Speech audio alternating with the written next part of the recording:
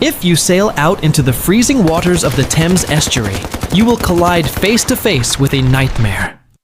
Rising straight out of the ocean floor are 7 massive rusted steel towers, connected by invisible phantom walkways.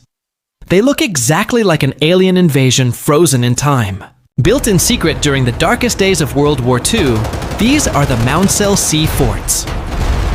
The British military didn't just build them to defend London from German bombers. They built them to create an impenetrable, artificial island system out at sea. But when the war ended, the soldiers vanished. The military completely abandoned them. Yet, instead of remaining empty, these mechanical monsters became the staging ground for a bizarre, decades-long turf war, involving illegal broadcasts, loaded firearms, and the birth of a literal rogue nation. This is the autopsy of a floating fortress.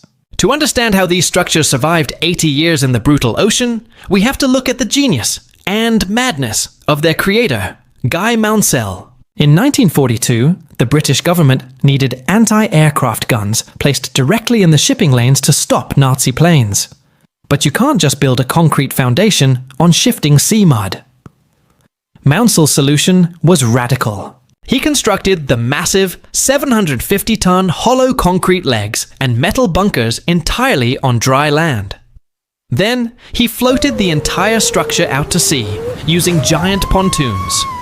Once they reached the designated coordinates, crews deliberately flooded the pontoons, sinking the massive concrete bases to the ocean floor. 7 distinct towers were dropped in a precise cluster.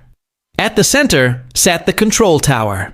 Branching out from it, connected by narrow tubular catwalks, were 4 gun towers, a searchlight tower, and a heavy Bofors gun tower.